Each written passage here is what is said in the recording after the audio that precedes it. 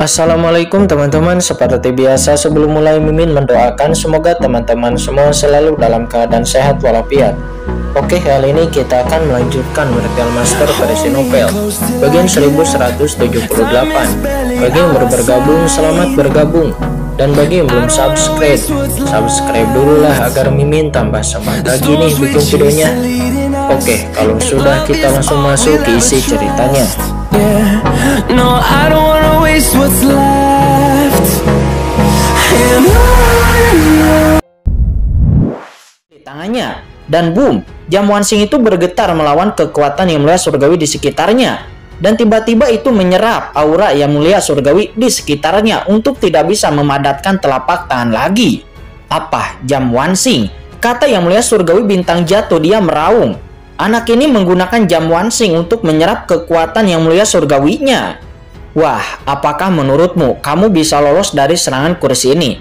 Kamu telah membunuh ahli teratas dari istana Dewa Bintangku. Hari ini, kursi ini akan membawamu hidup atau mati. Kata yang mulia surgawi bintang jatuh, dia berteriak, dia pun melangkah maju dan lalu melayangkan serangannya lagi.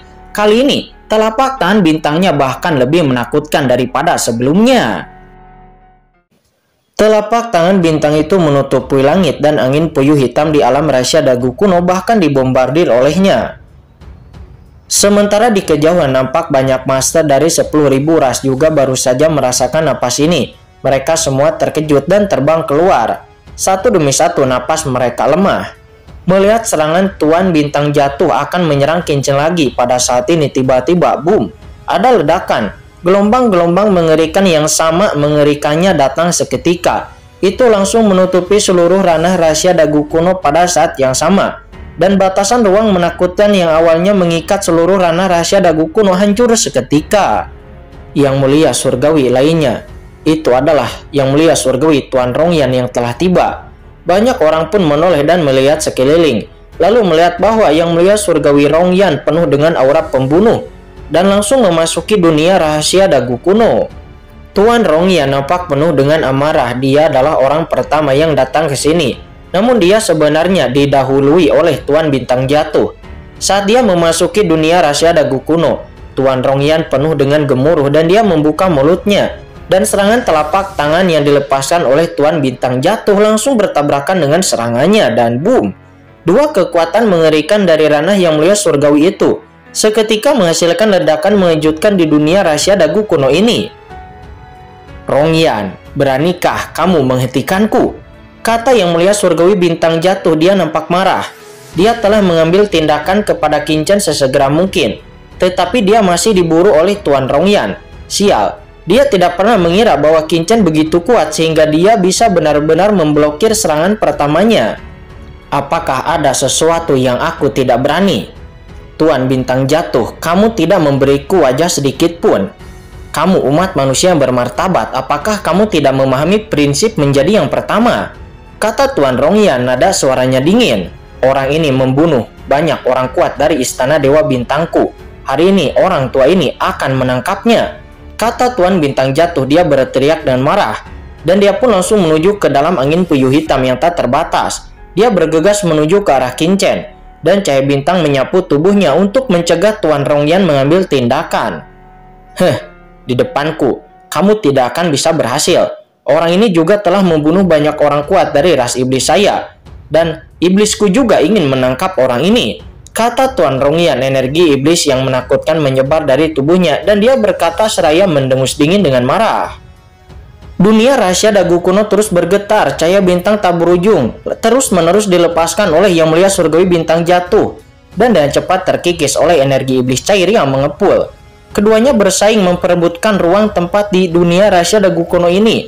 Di sekitar tubuh mereka berdua, angin puyuh hitam yang menakutkan dari alam rahasia dagu kuno ini ditolak satu demi satu. Selain itu, Tuan Rongyan juga terbang menuju ke arah Kincen. Bintang jatuh. Di tempat seperti alam rahasia dagu kuno, yang mulia surgawi yang kuat tidak dapat melewati kehampaan. Dia perlu lebih dekat dengan Kincen di kedalaman dunia rahasia kuno. Manusia naga sejati ini adalah mangsa ras iblisku. Dengan adanya kursi ini di sini, orang ini tidak akan pernah bisa jatuh ke tanganmu, kata Tuan Rongyan. Dua ahli yang mulia surgawi itu terus bertabrakan seraya terus-menerus mendekati Kincen.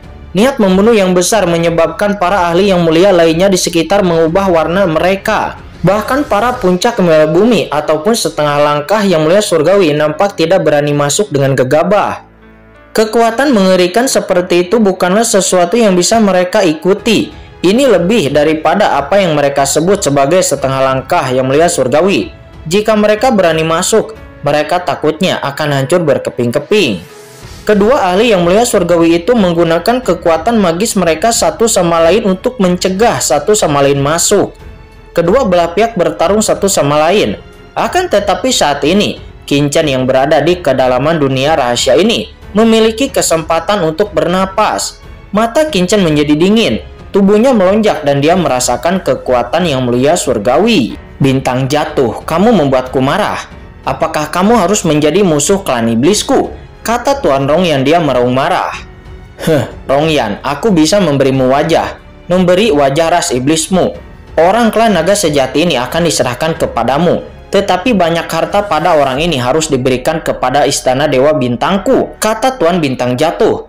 Yang mereka pedulikan sebenarnya adalah harta karun yang diperoleh Qin Chen dari alam Dewa Piantin.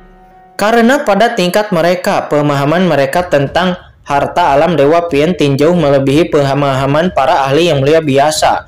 Mereka semua samar-samar tahu bahwa harta karun yang terkandung di dalam alam Dewa Piantin sangat menakutkan.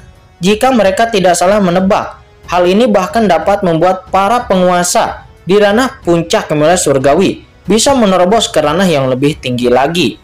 Ini adalah harta karun yang pasti akan membuat bahkan puncak kemuliaan surgawi pun tergila-gila. Ketika Yang Mulia Surgawi Bintang jatuh dan Yang Mulia Surgawi Rongyan, mereka terus-menerus bertarung seraya terus-menerus mendekati Qin Chen. Saat ini di luar alam rahasia Dagu Kuno, nampak aura lain yang sangat kuat turun dari pintu masuk medan perang 10.000 ras ke alam rahasia Dagu Kuno. Dan boom, sosok agung itu setinggi puluhan ribu kaki. Nampak sosok itu ditutupi oleh sisik-sisik emas, dan sosoknya muncul seketika di sana. Yang Mulia Surgawi Rongyan, Yang Mulia Surgawi Bintang jatuh. Dua ras teratas mengambil tindakan terhadap orang-orang klan naga sejatiku. Apakah itu tidak terlalu berlebihan? Ada suara yang kuat dan beberapa suara meraung terdengar. Suara-suara ini sangat jelas, tetapi itu terdengar di hati setiap orang di alam rahasia Dagu Kuno. Gemuruh di alam rahasia Dagu Kuno yang perkasa. Sungai emas muncul seketika langsung menutupi pintu masuk alam rahasia Dagu Kuno. Saya lalu melihat bercak sisik-sisik emas di sungai yang samar-samar berwarna emas ini. Dan sisik-sisik emas itu lebat memancarkan tekanan yang besar. Naga emas, kata Tuan Bintang jatuh, dia berkata dengan kaget. Yang Mulia Surgawi Naga Emas, kata Tuan Rongyan, dia juga nampak terkejut. Adapun para ahli teratas lainnya dari 10.000 ras di pinggiran, nampak mereka bahkan tidak berani mengambil napas. Yang Mulia Surgawi dari klan naga sejati itu sebenarnya selalu tersembunyi dari dunia dan jarang muncul ke dunia luar. Namun tidak disangka-sangka kali ini ada ahli Yang Mulia Surgawi dari klan naga sejati yang keluar. Bagaimana mungkin semua orang tidak terkejut? Tetapi coba pikirkan, anak di depan adalah ahli kuat dari klan naga sejati. Master seperti itu dikejar oleh 10.000 klan, dan sebagai klan naga sejati, bagaimana mungkin klan naga sejati bisa mengabaikannya? Hanya saja, klan naga sejati jarang memasuki medan perang 10.000 ras, yang juga membuat mereka sama sekali tidak tahu bahwa ahli Yang Mulia Surgawi dari klan naga sejati akan datang begitu cepat. Tuan Jinlong saat ini dia memasuki medan perang. Dia segera mengalirkan sungai emasnya, langsung menyapu ke kedalaman alam rahasia Dagu Kuno, dan terbang dengan cepat menuju ke arah Qin Chen. Keduanya, beri klan naga sejatiku wajah. Orang ini adalah anggota klan naga sejatiku. Jika kalian berdua bisa memberikan orang ini kepada klan naga sejatiku, maka klan naga sejatiku akan berterima kasih. Kata Tuan Jinlong, dia berkata dengan keras. Dia berkata dengan keras, seraya dengan cepat memasuki kedalaman alam rahasia Dagu Kuno dan terus mendekat. Mendengar itu, warna kulit dari Tuan Rongyan dan juga Tuan Bintang jatuh nampak berubah. Faktanya, baik ras iblis maupun ras manusia telah berusaha untuk memenangkan hati klan naga sejati selama bertahun-tahun. Namun, jika ingin memenangkannya, kan tetapi sekarang, Kedua master dari kedua kekuatan tersebut banyak orang kuatnya yang telah dibunuh oleh Qin Chen. Dan Qin Chen juga masih memiliki harta karun kekacauan teratas dari alam Dewa Piantin. Bagaimana mungkin mereka bisa melepaskannya? Dan boom, Yang Mulia Surgawi Rongyan dan Yang Mulia Surgawi Bintang Jatuh langsung berakselerasi mendekati Qin Chen dengan lebih gila lagi. Oke, Tuan Jinlong langsung memahami tujuan dari kedua orang itu. Cahaya dingin seketika muncul di mata emasnya yang berkedip-kedip dan lalu kemudian meledak. Sungai emas yang terdiri dari sisik-sisik yang tak terhitung jumlahnya mengalir ke dalam angin puyuh hitam yang tak berujung. Dan lalu dengan cepat mengalir menuju ke arah dua ahli teratas itu. Tuan Jinlong dia akan menggunakan kekuatan satu orangnya untuk bisa memblokir dua ahli yang mulia surgawi. Sungai emas yang luas itu bagaikan lautan luas itu menyapu seluruh langit, menutupi seluruh dunia. Momentum ini terlalu menakutkan, itu menyapu segalanya. Seperti sungai para dewa yang turun dari atas 9 langit. Tidak bisa dihancurkan, itu menyapu dan menghancurkan segalanya. Sisik yang berkilauan, setiap kecemerlangan yang mempesona, keemasan, dan mengandung kekuatan yang mengerikan. Jika orang kuat melihatnya, dia akan terkejut karena sisik emas tersebut mengandung keagungan jalan yang menakutkan. Dan setiap jalan dari sisik itu sangat menakutkan seperti dunia alam yang lebih rendah. Ini adalah ahli yang mulia surgawi yang berbicara tentang hukum dengan bebas. Dan kekuatan yang terkandung dalam armor dan kekuatan yang terkandung dalam sisik emas itu sangatlah luar biasa. Dan kemudian, boom, Tuan Jinlong menunjukkan kekuatannya. Dia saat ini mengetahui krisis Qin Chen, dan dia tanpa ragu-ragu langsung menampilkan sungai emas terkuatnya untuk memblokir Tuan Bintang Jatuh dan juga Tuan Rongyan. Alam rahasia Dagu kuno adalah alam rahasia tertinggi di medan perang 10.000 ras ini. Hal ini dapat digambarkan sebagai hal yang berbahaya dan bukan hal yang kecil. Tetapi di depan sungai emas milik Tuan Jinlong ini, angin puyuh hitam yang tak terhitung jumlahnya dengan cepat musnah. Dan hampir tidak ada kemungkinan perlawanan. Jinlong, hanya kamu juga ingin menghentikanku, kata Tuan Rongyan. Dia meraung dingin, dan dia pun dengan tegas berteriak kepada Tuan Bintang Jatuh. Bintang Jatuh, kita bergandengan tangan untuk menghentikan sungai emas ini. Baiklah, kata Tuan Bintang Jatuh. Dia mengangguk, dan dia mengatakannya secara langsung. Dia tidak peduli dengan identitasnya di berbagai camp. Tuan Rongyan menerima balasan itu. Dia pun segera mengambil langkah maju. Dan dengan ledakan, gelombang api iblis cair muncul di area langit dan bumi ini. Api iblis cair ini dikatakan sebagai api iblis. Tetapi itu seperti api cair. Itu langsung berubah menjadi sungai api yang mengerikan langsung menghalangi sungai emas. Tiba-tiba kehampaan bergetar dan energinya mendidih. Api lava yang dikeluarkan oleh Tuan Rongyan langsung memblokir sungai emas yang panjang. Kedua belah pihak bertabrakan dan melepaskan dampak yang menakjubkan. Dua sungai yang panjang, satu emas dan satu hitam, seperti dua dunia yang berbeda. Guncangan yang luar biasa terus-menerus terjadi. Dan seluruh dunia rahasia Dagu kuno sedang mendidih. Kata Tuan Jinlong. Dia menus dingin. Dia pun melangkah keluar. Tubuhnya bersinar dengan cahaya keemasan. Dia pun berubah sosok menjadi sosok naga emas. Naga emas itu meraung. Dia terbang melintasi langit. Sisik-sisik emas itu tiba-tiba bersinar. Dan itu seperti pisau yang tajam. Dan lalu dengan cepat membelah sungai api yang meleleh. Apa?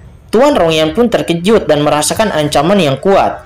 Tuan Jinlong ini layak menjadi ahli teratas dari klan naga sejati.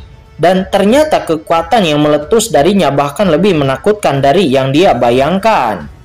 Tuan Bintang Jatuh, kata Tuan Rongyan. Dia pun menoleh ke belakang melihat ke arah Tuan Bintang Jatuh untuk mengambil tindakan bersama Tuan Bintang Jatuh.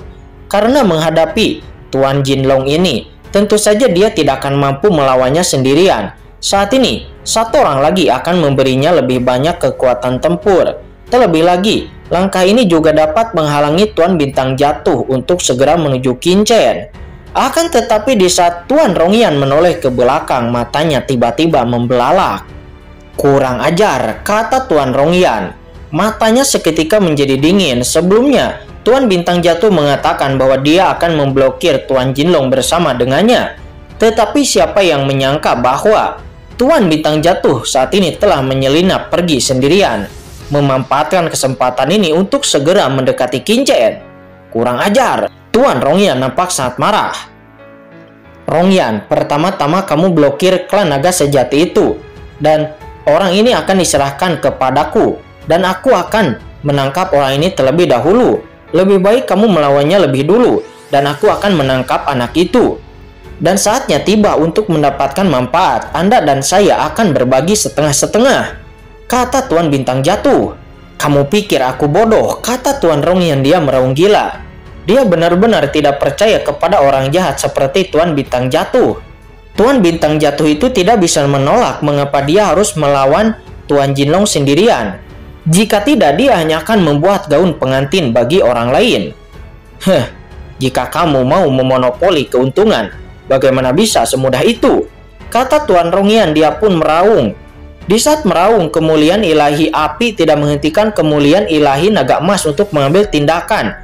Dan pada akhirnya, dia menarik kembali kekuatannya dan tidak lagi ingin melawan Tuan Jinlong. Dan kemudian Tuan Rongyan pun bergegas menuju ke arah Tuan Bintang Jatuh pergi. Sementara Tuan Jinlong, dia pun juga segera melesat. Kemudian sungai emas langsung bertabrakan dengan langit yang penuh bintang. Dan Tuan Bintang Jatuh tiba-tiba merasakan kekuatan yang mengerikan telah datang kepadanya. Dia pun menendang, sosoknya mundur, dan dia harus berhenti lalu melawan Tuan Jinlong dengan seluruh kekuatannya. Bagaimana tubuh naga sejati bisa begitu mengerikan? Kata Tuan Bintang Jatuh. Dia merubah ekspresinya. Tak heran klan naga sejati tidak banyak, tetapi memiliki reputasi yang sangat besar di alam semesta. Dan ternyata memang memiliki dua hal. Kekuatan bintang-bintang, kata Tuan Bintang Jatuh. Dia pun meledak dengan cahaya menakutkan dari bintang-bintang. Dan cahaya bintang yang terang langsung berubah menjadi penghalang cahaya bintang, langsung menghalangi di depannya, menghalangi sungai emas itu untuk bisa membombardirnya. Akan tetapi itu juga membuat Tuan Bintang Jatuh mundur lagi dan lagi. Yang mulia surgawi naga emas, kata Qingchen. Saat ini Qingchen memandang Tuan Jinlong yang melangkah dari kejauhan, dan hati Qingchen tergerak. Master dari klan naga sejati, sebenarnya ada master dari klan naga sejati di sini. Apakah master dari klan naga sejati itu datang untuk menyelamatkanku? Gumam Qingchen. Qingchen sedikit tergerak di dalam hatinya, tetapi kekuatan di tubuhnya tetap tidak berhenti sama sekali, tetapi terus-menerus mengumpulkan kekuatan. Karena Qingchen dapat merasakan bahwa Qingchen, dia sebenarnya hanya berjarak sedikit dari ranah yang mulia bumi. Dan Qingchen terus mencoba untuk menerobos, karena selama Qingchen dapat menerobos ranah yang mulia bumi, dimungkinkan Qingchen bisa memiliki kekuatan untuk bisa bertarung dengan yang mulia surgawi. Kemudian nampak Qingchen duduk bersila dan guntur terus menderu-deru di tubuhnya, mencoba menerobos ranah yang lebih tinggi. Bocah klan naga sejati itu, apakah dia masih berani memperbaiki kultivasi saat ini?